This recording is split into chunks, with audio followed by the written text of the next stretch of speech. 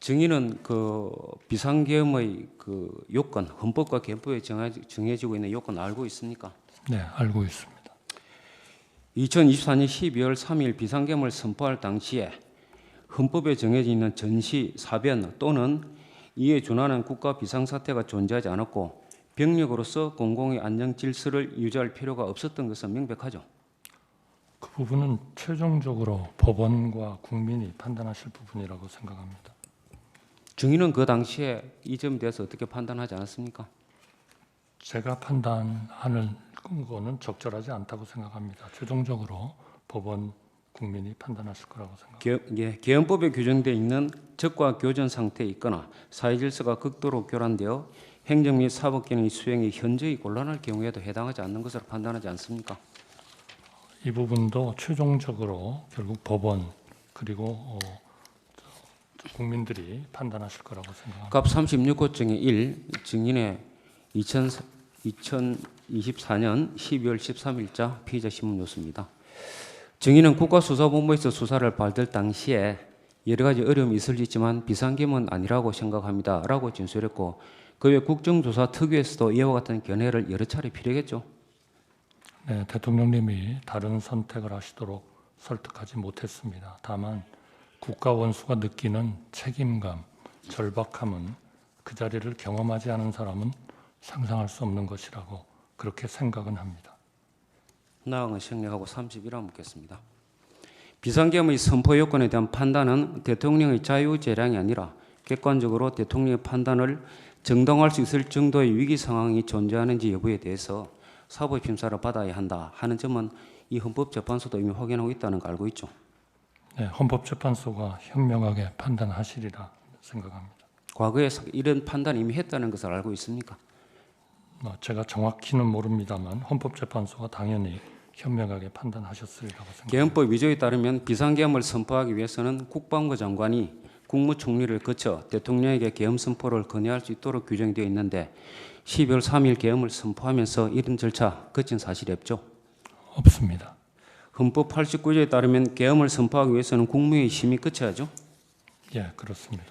대통령령인 국무회의 규정 제3조에 따르면 국무회의 사전 절차로 차관회의를 거친 의안을 국무회의 일 전까지는 제출해야 되죠.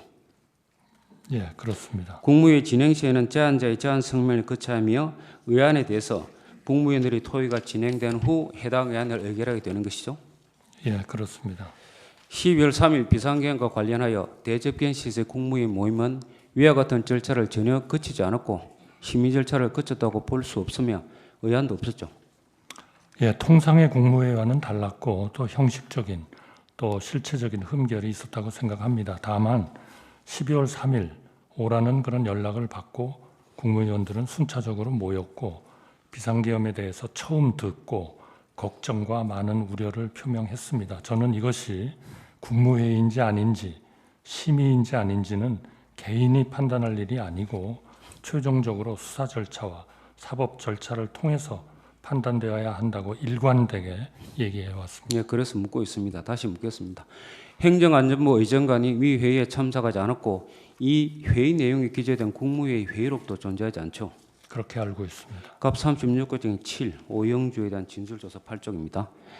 대접견실에 마지막으로 도착한 사람이 오영주 장관인데 이분은 제가 도착해서 자리에 앉자마자 대통령께 눈인사를 하려고 했는데 인사도 못 드렸고 들어왔을 때 대통령이 무슨 얘기를 하고 있었습니다.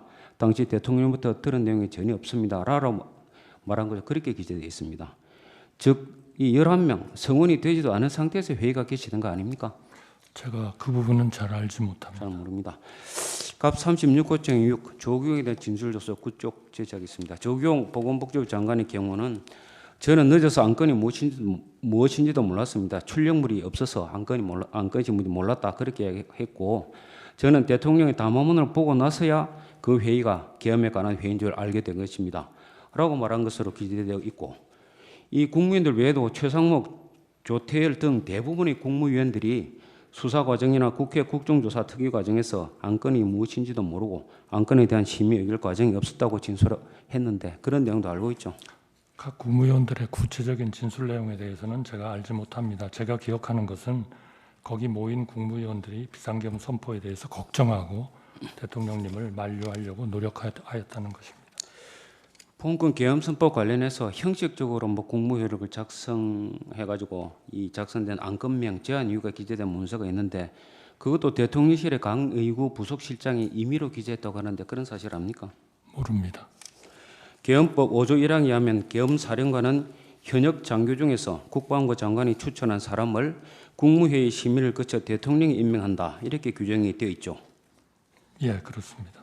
이 회의에서 계엄사령관에 대한 심의는 없었고 증인은 이 회의 당시에 누가 계엄사령관이 되는지조차도 몰랐죠.